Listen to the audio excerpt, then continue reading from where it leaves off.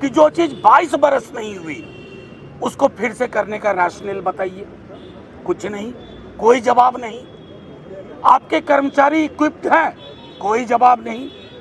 अगर दिक्कत आएगी 1 महीने के अंदर, क्या होगा?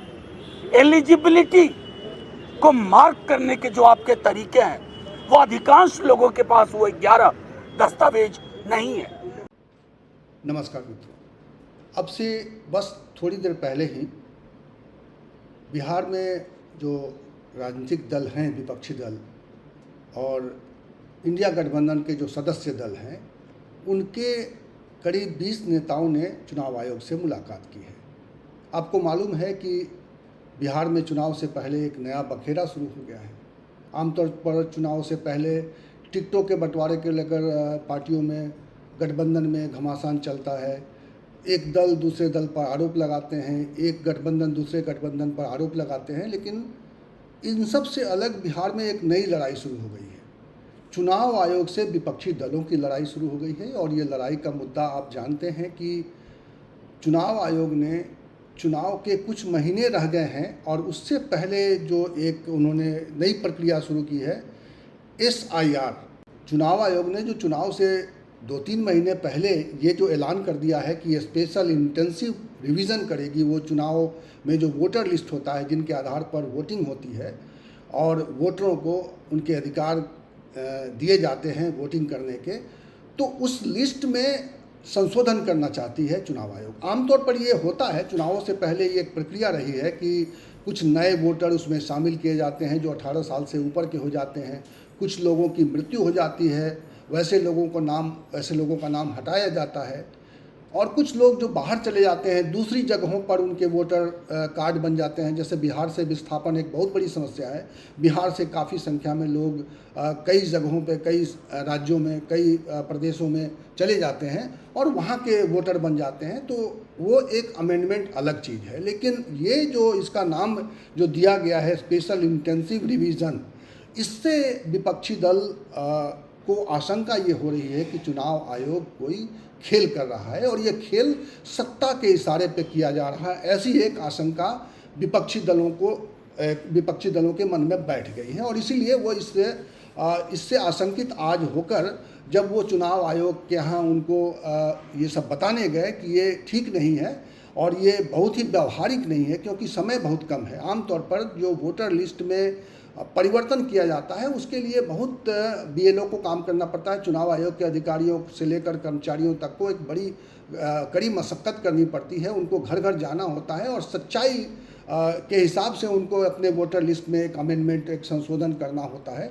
लेकिन समय बहुत कम है और जिस तरह से चुनाव आयोग ने ये जो रुख अपनाया है कि इसे करना ही करना है, और ख़ासतौर पे विपक्षी दलों को इस बात की आशंका भी ज़्यादा हो रही है कि चुनाव आयोग एक फिगर रख रहा है कि लगभग 20% लोग, यानी 20% लोग हो सकता है कि वोटर लिस्ट से बाहर हो जाएं अलग अलग वजहों से। ये ऐसा कहा जा रहा है। दूसरी बात है कि जो ये डॉक्यूमेंटेशन कर रहे हैं, जो आधार बता रहे हैं कि 2003 के वोटर लिस्ट में तो जो 2003 में जो वोटर लिस्ट जिसके आधार पर चुनाव हुए थे उसमें कोई गड़बड़ नहीं है। उस आधार पर हम आगे की कार्रवाई कर रहे हैं कि उसके बाद जो एडिशन हुए हैं उसमें हम देखेंगे कि कितने लोग अब बिहार में रह गए हैं, या और जो उसके हिसाब से जो नियम होता है कि नए लोग शामिल किए जाएं या पुराने लोग जिनकी डेथ हो गई है उनको हटाया जाए, ये अलग बात है। लेकिन अमेंडमेंट का आधार ये है कि 2003 के वोटर लिस्ट को तो चुनाव आयोग पक्का मान रही है और इसी आधार पर मुख्य चुनाव आयुक्त ने एक बयान भी जारी किया है कि बिहार के 4,96,00,000 लोगों को किसी तरह के डॉक्यूमेंट देने की ज़रूरत नहीं होगी। लेकिन ये संख्या तो बहुत बड़ी है, 8 लाख, करीब 8 लाख है, 7.25 लाख के एक संख्या बताई जा रही है। 7.25 लाख में से अगर 5 लाख लोगों को आप कह रहे हैं कि हम इससे मुक्ति दे रहे हैं कि उनको अपने बिहार के निवासी, बिहार के वोटर होने का कोई डॉक्यूमेंट नहीं देना है, तो आप साथ में ये भी कह रहे हैं कि करीब 3.25 लाख लोगों के ऊपर शक है चुनाव आयोग को कि वो बिहार के वोटर रह गए हैं कि नहीं रह गए हैं। तो ये एक बड़ी संख्या है और इस बड़ी संख्या को अगर पूरी वोटिंग प्रक्रिया से बाहर किया जाता है तो ये इसको बहुत ही चिंताजनक स्थिति है।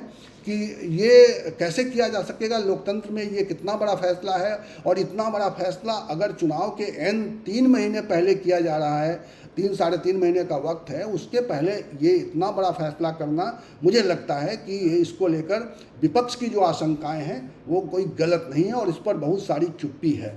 दरअसल एक बात और है कि आज जब विपक्षी दल के नेता चुनाव आयोग से मिलने के लिए उनके दफ्तर में गए, दिल्ली के कार्यालय में गए, तो उनसे ये भी कहा गया, एक नई तरह की बात उनके सामने आई, जिसको लेकर इस प्रेस कॉन्फ्रेंस में जो मैं आपको दिखाऊंगा, उस प्रेस कॉन्फ्रेंस की कुछ झलकियाँ, उसकी कुछ बातें, बल्कि मैं चाहता हूँ कि आप उस पूरी प्रेस कॉन्फ्रेंस को सुनिए, क्योंकि जिस तरह से पॉइंट वाइज विपक्ष ने सारी बातें लोगों के सामने रखी है, बिहार के लोगों के सामने रखी है, क्योंकि एक कन्फ्यूज़न की स्थिति बिहार के लोगों में बनी हुई है कि जो आने वाले चुनाव में वो कैसे वोट दे पाएंगे कि नहीं दे पाएंगे, कौन लोग होंगे जो वोट दे पाएंगे आसानी से और कौन लोग हैं जो वोट नहीं दे पाएंगे, और उनके लिए किस तरह की मुसीबत, किस तरह की मुश्किल पैदा होगी। तो उनसे ये कहा गया राजनीतिक दलों के नेताओं से कि चुनाव आयोग के यहाँ जो रिप्रेजेंटेशन होना चाहिए वो राजनीतिक दलों के अध्यक्ष, उनके लीडर्स का वो नेतृत्व मानेंगे, प्रतिनिधिमंडल में अगर वो होंगे तो उनसे बात करेंगे। लेकिन फिर सब लोगों ने दबाव बनाया तो वो हर पार्टी से 2 लोगों के से मिलने के लिए वो राजी हुए और आखिरकार 20 लोग जाकर चुनाव आयोग से मिले हैं। तो ये भी एक चुनाव आयोग का एक हट वाला रवैया सामने आ रहा है। और कुल मिलाकर जो एक सेंस दिया है और जो विपक्षी दल जिस तरह से आरोप लगा रहे हैं कि चुनाव आयोग का रुख बिल्कुल ही एकदम ऐसा लगा जैसे कि वो इस समस्या को सुनना नहीं चाहते हैं और वो जो फैसला कर चुके हैं वो अपने फैसले पर अडिग हैं। तो ये एक अजीब सी बात सामने आ रही है और इसको लेकर बिहार के चुनाव में जो परिस्थिति बन रही है और जो सवाल जिस तरह से विपक्षी दल के नेताओं ने उठाया है उसमें ये भी बात आई है कि हो सकता है कि हमें इसके लिए बिहार के मतदाताओं को, मैं इस मंच से, यानी आज जो प्रेस कॉन्फ्रेंस हुई उस मंच से उन्होंने एक संदेश देने की कोशिश की है कि अगर हमें ज़रूरत पड़ी कि हमें सड़क पर उतरना पड़ेगा तो हम उतरेंगे। यानी बिहार के लोगों का ये जो अधिकार है, जो वोटिंग का राइट है, वो छीनने की कोशिश हो रही है और चुनाव आयोग इस पूरी शिकायत पर कोई ध्यान नहीं दे रहा। विपक्षी दलों के 11 दलों के 20 लोग उनसे मिलने गए और उन्होंने सिलसिलेवार तरीके से सारी बात, सारी शंकाएं जो हैं इसको लेकर उन्होंने रखी है। बिहार में बाढ़ की स्थिति भी आने वाली है और हर प्रदेश में, जिसमें भी बरसात के बाद कई प्रदेशों में, खासतौर पर उत्तर प्रदेश और बिहार में बाढ़ की स्थिति पैदा होती है, उस परिस्थिति में चुनाव आयोग कैसे काम करेगा, कैसे सही मतदाताओं तक पहुंच पाएगा और उनकी पहचान कर पाएगा, उनको सुनिश्चित कर पाएगा कि उनको हम वोटिंग राइट दें कि नहीं दें। तो ये जो स्पेशल इन्होंने इंटेंसिव रिवीजन जो शुरू किया है और इसको लेकर बड़ी शंकाएं हैं और ये जो है एक बड़ा गंभीर सवाल बिहार के लोगों के सामने उठ खड़ा हुआ है। और चुनाव से पहले विपक्षी दलों की जो ये मांग है इस पर चुनाव आयोग का कोई बड़ा आश्वासन नहीं होना एक बड़ी बात है और इसको लेकर मुझे लगता है कि ये मामला अब यहीं नहीं रह पाएगा, ये आगे बात बढ़ेगी और इसको लेकर आगे कुछ और टकराव की स्थिति पैदा हो सकती है। चुनाव आयोग जो हठधर्मिता दिखा रहा है इस सवाल को लेकर कि हम ये कराएंगे ही कराएंगे और इसको लेकर कोई उनका आश्वासन नहीं है विपक्षी दलों को और बिहार के लोगों को, तो मुझे लगता है कि ये समस्या गंभीर हो सकती है। और 2-2.5 घंटे की बातचीत में कहीं से कोई चुनाव आयोग का रुख, कोई लचीला, कोई सुनने वाली बात की विपक्ष की ये शिकायत है तो हम इसको सुनेंगे, देखेंगे, इस पर कोई अल्टरनेट कैसे व्यवस्था बन सकती है, कैसे सबको संतुष्ट किया जा सकता है, ये रुख अपनाएंगे। क्योंकि चुनाव आयोग की भूमिका बड़ी है, वो सत्ता पक्ष और विपक्ष दोनों पक्षों को एक साथ एक नज़र से देखना उसका काम है और इसीलिए कहते हैं लेवल प्लेइंग फील्ड सबके लिए पैदा करना, बराबर की स्थिति हो, सबको बराबर का अधिकार और सबके लिए बराबर की सुनवाई बराबर तरीके से देखने की जो प्रवृत्ति है वो कहीं ना कहीं मिसिंग है और इसीलिए ये समस्या गंभीर दिख रही है। मैं चाहता हूं कि इस वीडियो के साथ मैं अब आपको छोड़ जा रहा हूं, लेकिन वो जो प्रेस कॉन्फ्रेंस चुनाव आयोग से मुलाकात के बाद विपक्षी दल के नेताओं ने की है उसमें किस तरह के उन्होंने और सवाल उठाए हैं जो बहुत गंभीर किस्म के हैं, उसे आप सुने ज़रूर। दोस्तों, हमारा 11 पार्टी का डेलीगेशन विस्तृत रूप से लगभग 3 घंटे 5 सवा 5 के बाद से लेके अभी तक चुनाव आयोग के साथ मिल के आया है। लगभग 20 लोग साथ गए थे 11 पार्टियों से। पहले जो मुख्य मुद्दा था, उस मुद्दे को पहुंचने से पहले एक उससे संबंधित मुद्दे के बारे में आपको बताना चाहता हूं, जो दुर्भाग्यपूर्ण है लेकिन वो उठा था, हमने उस पर भी पक्ष रखा। वो ये है कि पहली बार हमारे को कुछ नियम बताए गए अंदर जाने के लिए। पहली बार कहा गया कि सिर्फ जो पार्टियां हैं उनके अध्यक्ष या उनके हेड जा सकते हैं। ये संभव नहीं है, ये प्रैक्टिकल नहीं है, ये कभी पहले नहीं हुआ। हम लोग सब लगभग 20 वर्ष से, मैं खुद कई डेलीगेशन लेके आया हूँ, ऐसा प्रतिबंध लगाना मतलब ये होगा कि जो वार्तालाप आवश्यक है गणतंत्र में, राजनीतिक पार्टियों और उनके रिप्रेजेंटेटिव्स और चुनाव आयोग के बीच वो हो ही नहीं सकता। दूसरा, हम लोग सब सूची देकर, नाम देकर जाते हैं। कोई ऐसा व्यक्ति जो किसी रूप से अधिकार क्षेत्र नहीं रखता है जाने का, वो नहीं जाता है अंदर। इसलिए इस प्रकार से बाध्य करना कि हर पार्टी का सिर्फ 2 व्यक्ति अलाउ होगा। आज आप देखें, बड़ा दुर्भाग्य है कि 11 पार्टी हैं, तो अगर 2 लोगों का नियम भी देखा जाए तो 22 लोग अंदर जाने चाहिए। हम लोग 18 थे, फिर भी हमारे सब काबिल मित्र, हमारे वरिष्ठ नेता 3-4 लोग 3 घंटे से बाहर बैठे हैं, क्योंकि कांग्रेस पार्टी के जयराम रमेश, पवन खेड़ा और लोग भी बाहर थे, अखिलेश जी बाहर थे, क्योंकि कहा कि यद्यपि 22 से कम है सामूहिक नंबर, तो भी 2 से ज़्यादा प्रति पार्टी नहीं रहेगी। हमने इस दोनों मुद्दों के बारे में बड़े स्पष्ट रूप से चुनाव आयोग को कंप्लेंट किया है और कहा है कि ये सही नहीं है, इससे हम बाध्य नहीं होने चाहिए और आप गणतंत्र में डाइल्यूशन कर रहे हैं अगर ये वार्तालाप में आप इस प्रकार के प्रतिबंध और रोकथाम लगाएंगे। अब हम आते हैं जो मुख्य मुद्दा है, जिसके बारे में हम गए थे, जिसपे लगभग 2.5-3 घंटे से वार्तालाप चल रहा है। सभी लोग बोले, मैं सिर्फ बिंदु आपके सामने रख रहा हूँ। पहला बिंदु जो हमने रखा वो ये था कि 2003 से आज 22 साल निकल गए हैं, कम से कम 4-5 चुनाव बिहार में हो चुके हैं। क्या वो सब चुनाव गलत थे? क्या वो सब चुनाव नियम के अनुसार नहीं थे? दूसरा मुद्दा, अगर आपको ये SIR रिवीजन, इंटेंसिव रिवीजन करना था, तो ये अचानक लगभग जून के अंत में घोषणा कैसे की? पहली बार ये निर्णय कैसे और क्यों लिया?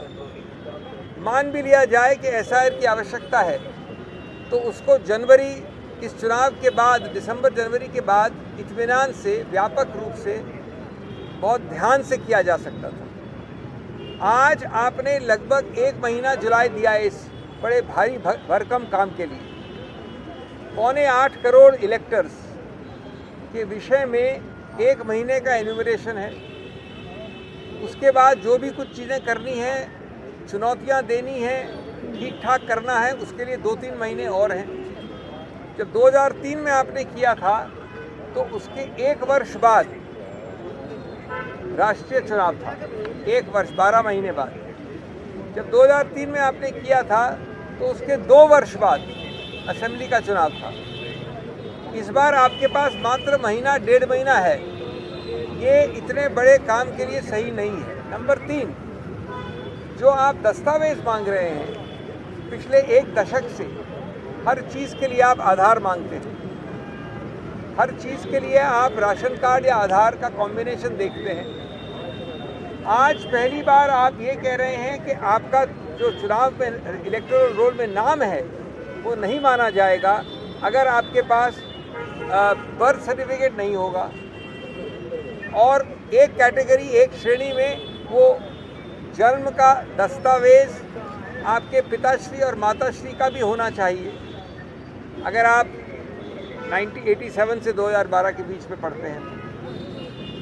तो हमने कहा कि कितने लाखों करोड़ों लोग हैं ऐसे बिहार में, अल्पसंख्यक, गरीब, जो लोग लेबर करने बाहर जाते हैं, जो बाढ़ से पीड़ित हैं, जो पिछड़े वर्ग हैं, वो क्या अगले 2 महीने 3 महीने तक भाग दौड़ करते रहेंगे ऐसे दस्तावेज लेने के लिए?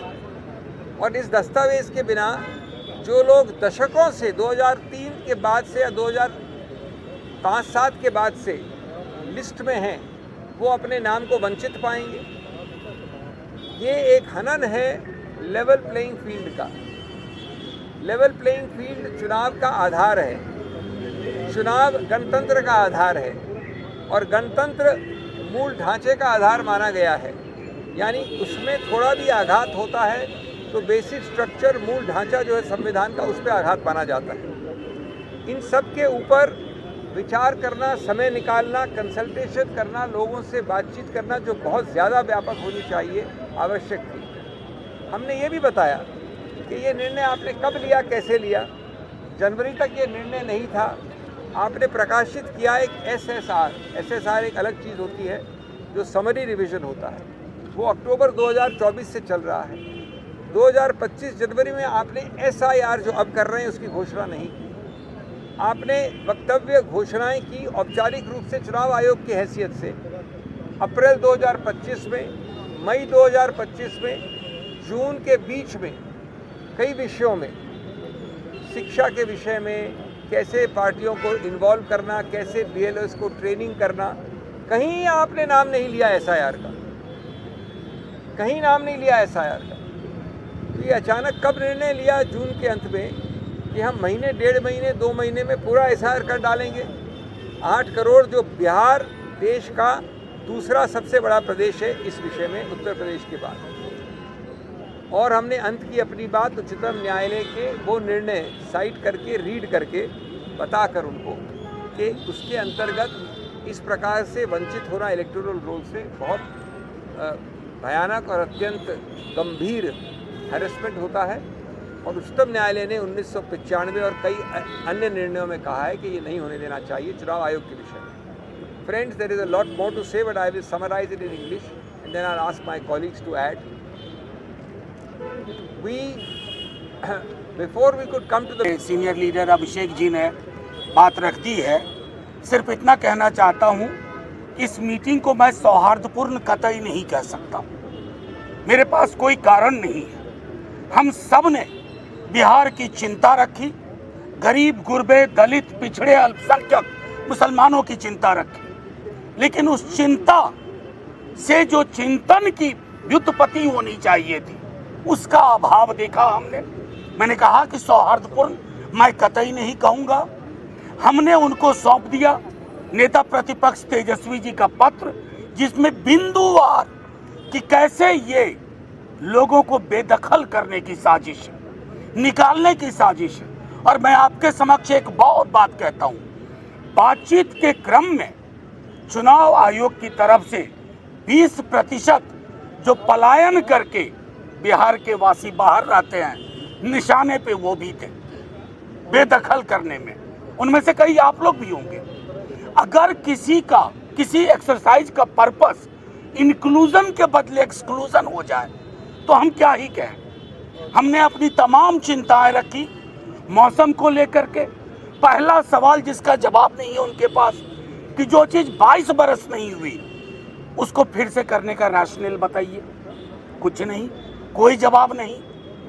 आपके कर्मचारी इक्विप्ड हैं, कोई जवाब नहीं। अगर दिक्कत आएगी 1 महीने के अंदर, क्या होगा? एलिजिबिलिटी को मार्क करने के जो आपके तरीके हैं वो अधिकांश लोगों के पास वो 11 दस्तावेज नहीं है। हम उनकी बात कर रहे हैं जिनके पास एक अलग से सूटकेस नहीं होता है दस्तावेज रखने का। जो गरीब गुरबा मौसम भी झेल रहा है, एक तरफ सुखाड़, एक तरफ बाढ़, और इसी प्रक्रिया में 1 महीने के अंदर सब होना है। हमने माननीय चुनाव आयोग से कह दिया, अगर आपकी मंशा एक व्यापक पैमाने पर करोड़ों लाखों लोगों को बेदखल करने की है तो ये कहानी यही नहीं रुकेगी। सैलाब सड़कों पर भी होगा, क्योंकि सबसे महत्वपूर्ण राइट है राइट टू वोट, और 1 वोट 1 वैल्यू। चाहे उद्योगपति हो, या भूमिहीन किसान हो, अगर आप उसके साथ छेड़छाड़ कर रहे हैं, किसी के इशारे, किसी के इरादे, तो उसको खारिज करेंगे। नेता प्रतिपक्ष ने बिहार में भी कहा, चिट्ठी भी भेजी है। हमने एक एक दस्तावेज, अपनी चिंताएं, अलग अलग साथियों ने जो न्यूज़पेपर्स में लिखा उनको सौंप दिया है। उम्मीद है कि माननीय चुनाव आयोग दीवार पे लिखी इबारत पढ़ेगा कि यह हिंदुस्तान के इतिहास में बेदखल करने की जो साजिश है, लाखों लोगों को बिहार में, ये बिहार की अस्मिता का भी सवाल है। डाउटफुल वोटर ढूंढने निकले हो, कहां से? बिहार में। ये आपकी मंशा को दिखाता है। बाकी सारी बातें हमारे साथियों ने कही। अब दीपांकर जी, हम चुनाव आयोग को अपनी आपत्ति, आशंका और चिंताओं से अवगत कराने के लिए आए थे और बिहार के लोगों को पता है कि इतना बड़ा डेलीगेशन आज चुनाव आयोग से मिलने गया है। इसलिए सबसे पहले आपके माध्यम से बिहार के मतदाताओं को मैं बता देना चाहूँगा कि चुनाव आयोग से मिलने के बाद, लंबी बातचीत के बाद हमारी आशंका और बढ़ गई है, हमारी चिंताएं और बढ़ गई है, क्योंकि हमारे किसी भी सवाल का कोई सेटिस्फैक्टरी रिप्लाई हमें चुनाव आयोग से बिल्कुल नहीं मिला। जो मनोज जी ने अभी बताया कि चुनाव आयोग ने आंकड़ा दिया कि 20% लोग बिहार से बाहर माइग्रेट करते हैं, और चुनाव आयोग ने अब ये कहा कि चुनाव में वोट डालने के लिए आपको ऑर्डिनरीली रेसिडेंट होना पड़ेगा। इसका मतलब वो जो पलायन करके कमाने के लिए बाहर आने के लिए मजबूर हैं और वोट डालने के लिए चुनाव में जाते थे, बिहार में जाकर के वोट डालते थे, चुनाव आयोग की नज़र में वो बिहार के ऑर्डिनरीली रेसिडेंट नहीं है और इसीलिए वोटर लिस्ट में नाम उनका नहीं रहना चाहिए। ये करीब करीब साफ साफ चुनाव आयोग ने बताया, ये 20% का एक आंकड़ा दिया।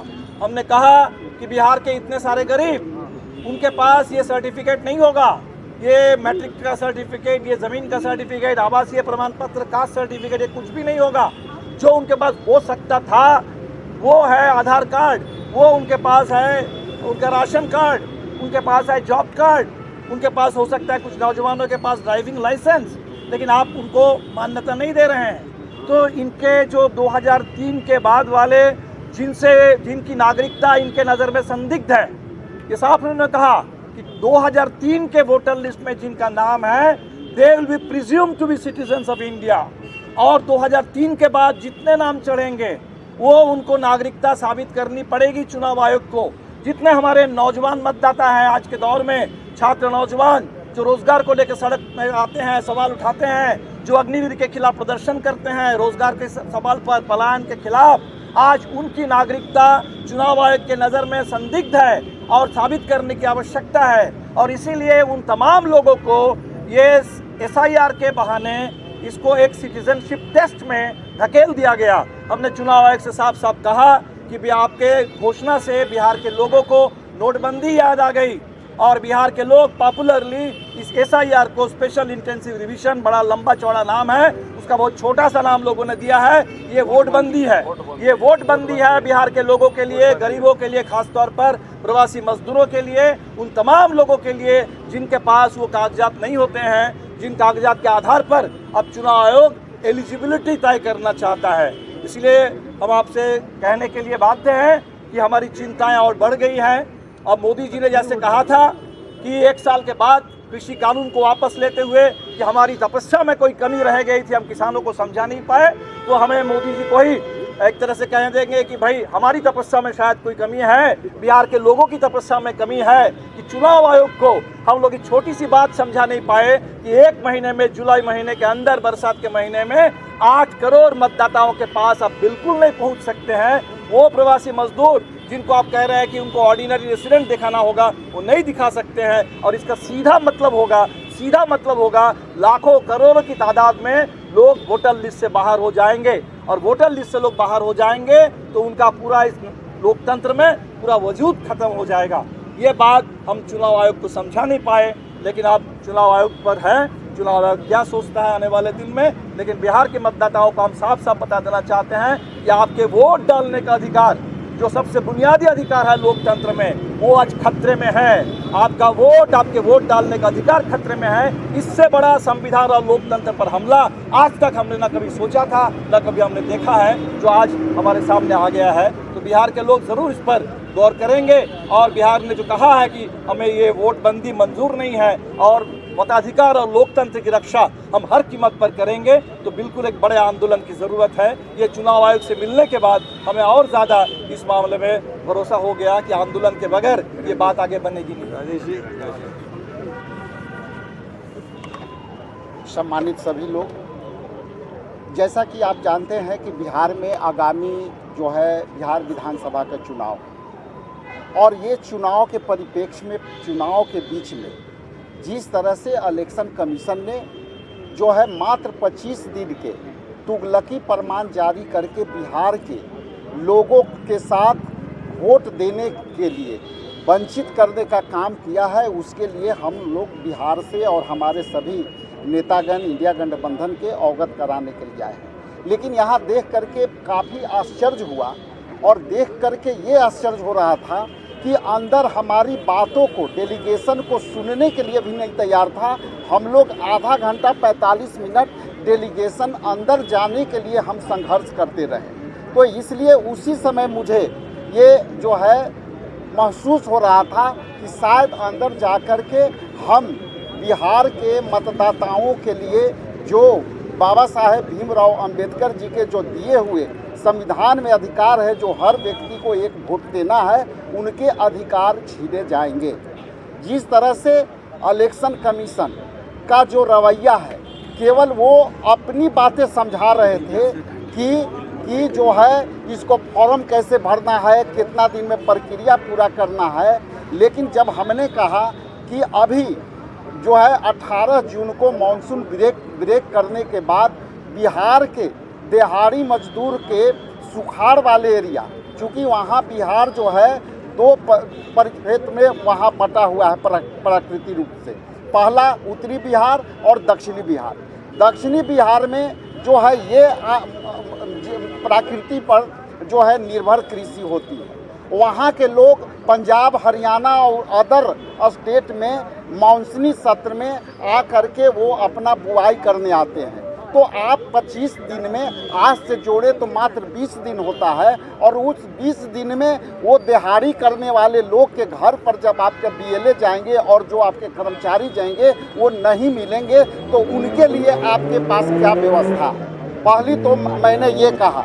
दूसरा जो है ये बातें है कि जब प्राकृतिक आपदा में अभी बाढ़ आने वाली है, सभी नदियाँ उफान पर जो है शुरू हो गई है, तो वैसे हालत में उत्तरी बिहार के जो लोग हैं 70 से 90% लोग बाढ़ से प्रभावित रहते हैं, और उनकी जो प्रभाव से जो पानी जब जाते हैं उनके कटाव से उनकी प्रकृति जहाँ रहते हैं उनकी प्राकृतिक घर भी कट जाते हैं, और बाद में वो बाढ़ के पानी घटते हैं तो वहाँ पे उनकी अपनी मकानों का अस्तित्व भी खत्म हो जाता है। तो वैसे लोगों के लिए जब आप डॉक्यूमेंटेशन मांगते हैं तो वैसे लोग कैसे आप प्रूफ करेंगे?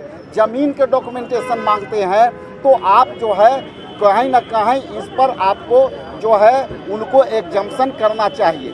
लेकिन इलेक्शन कमीशन द्वारा किसी भी पॉजिटिव सवाल के जवाब नहीं मिले, इसलिए आने वाला समय में जो बिहार के जो 8 करोड़ हमारे मतदाता हैं, वो 8 करोड़ मतदाता में से जैसा कि उनकी बातों से ये सहमत में आया कि ये 20% पहले ही डिसाइड कर चुके हैं कि 20% वोटर को हम वोट देने से वंचित करेंगे। इसलिए हम लोग इंडिया गठबंधन के लोग, खास करके बिहार में इंडिया गठबंधन के लोग, हम एक चुनौती ये समझते हैं और वोटरों को मताधिकार के अधिकार के लिए हम लोग रक्षा करने के लिए तैयार हैं।